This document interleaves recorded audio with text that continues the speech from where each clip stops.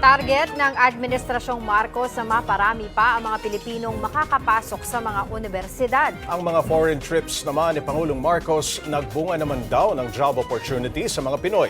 Para bigyan ng mukha ang balita, Mobile Journal Julie Baiza.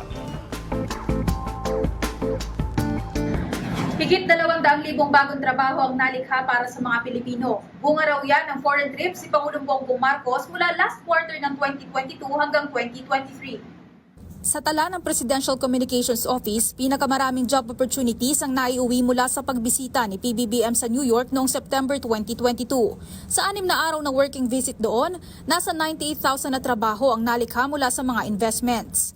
Ngayong 2023, pinakamarami naman ang nakuha mula sa pagbisita sa China noong Enero. Umabot ito ng higit 30,000 job opportunities. Sinundan niya ng 24,000 job opportunities mula sa kanyang Japan visit noong Pebrero. Ayon sa PCO, umabot ng halos 300 billion pesos o katumbas ng $5.28 billion ang actualized investments mula sa mga foreign trips ni Pangulong Marcos. Sa kasalukuyan, 19 na beses nang bumisita sa ibang bansa si PBBM mula nang maupo sa pwesto. Inulat din ng Commission on Higher Education ang accomplishments ng ahensya ngayong taon.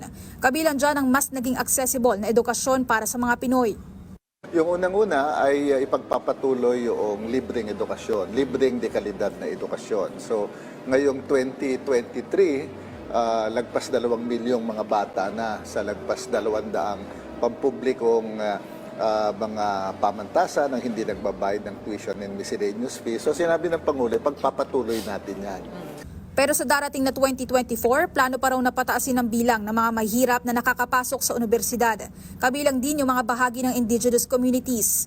Bukod dito, tututukan din maging yung mga maritime schools at programa para sa kakulangan ng nurses. Pagtutuunan din daw ng pansin ng pamahalaan ng mga nursing graduates na hindi pa nakakapasa sa licensure examinations. Mobile Journal Julie Baiza po, hatid ang mukha ng balita. Gusto mo bang lagi kang updated sa mga balita? Aba, ay simple lang.